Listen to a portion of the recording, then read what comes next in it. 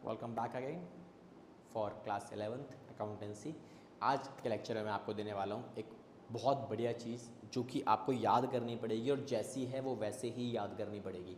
Accountancy वैसे तो मैं हमेशा बोलता हूँ बेटा कुछ भी चीज़ याद करने वाली नहीं है, हर एक चीज़ के पीछे एक बेसिक कॉन्सेप्ट अवेलेबल है, आपको उस कॉन्सेप्ट के पीछे भागना है, ना कि याद करने के पीछे भागना है। जितना हो सके याद करने से बचना, तभी जाके अकाउंटेंसी आपको समझ में आना स्टार्ट हो जाएगी। बट आज मैं आपको बोलूँगा कि जो चीज़ें मैं आपको समझाने वाला हूँ आज के लेक्चर में, वो पूरा का पूरा जो शॉर्ट वीडियो हमारा रहेगा वो रहेगा एक ऐसे आइटम के ऊपर जो आपको याद करना पड़ेगा, विच इज़ मॉडर्न अप्रोच। तो बेटा मॉडर्न अप्रोच की अगर बात की जाए तो मॉडर्न अप्रोचेज में 3-4 चीज़ें अवेलेबल है जिसमें आपको याद रखना है एसेट्स और एक्सपेंसेस। तो जितने भी एसेट्स हैं और जितने भी एक्सपेंसेस हैं मेरे पास, तो लास्ट शॉर्ट में मैंने आपको बताया था एक्सपेंस के साथ बेटा लॉस भी आता है।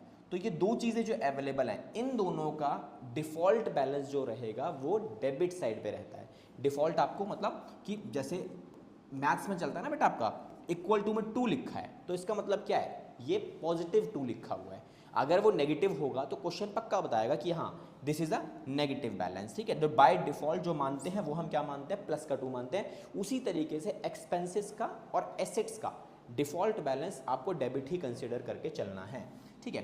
अब इसके अंदर क्या होगा, एसेट्स में या तो कभी कभी कोई चीज़ बढ़ेगी, कभी कभी कोई चीज़ घटेगी। सिमिलरली एक्सपेंस में भी ऐसा होता है।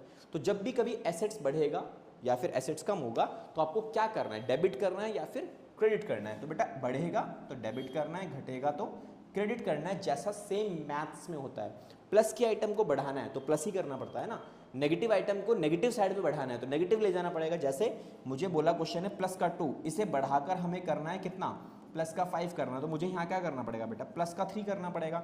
सिमिलरली मैथ्स में माइनस का 2 दिया हुआ है, क्वेश्चन बोलता है इसे माइनस का 5 करो बढ़ाकर, तो क्या करोगे आप, इधर माइनस का 3 ही करोगे। तो जैसे मैथमेटिक्स है वैसे ही अकाउंटेंसी है। रीजन क्या है इसके पीछे का, कि अकाउंटेंसी को डेवलप करने वाले हमारे लूका पासियोली जी वो भी एक मैथमेटिशियन ही थे। तो जो रूल्स आपके मैथ्स में लगते हैं वही सारे के सारे रूल्स प्लस और माइनस वाले केवल अकाउंटेंसी में चिपका दिए गए हैं, ठीक है। तो चलो इसके बाद और क्या है सर, इसके अलावा आपको दूसरी चीज़ें और देखने को मिलती हैं। जो कौन कौन सी चीज़ें बेटा, जो है आपकी कैपिटल, मैंने आपको लास्ट लेक्चर बताया 5 तत्व बताए थे आपको, कैपिटल, लाइबिलिटीज़ और रेवेन्यू। इनके साथ भी सेम चलता है। तो इनका डिफ़ॉल्ट बैलेंस क्या होता है, तो बेटा इनका डिफ़ॉल्ट बैलेंस होता है हमेशा क्या, क्रेडिट डिफ़ॉल्ट बैलेंस रहेगा।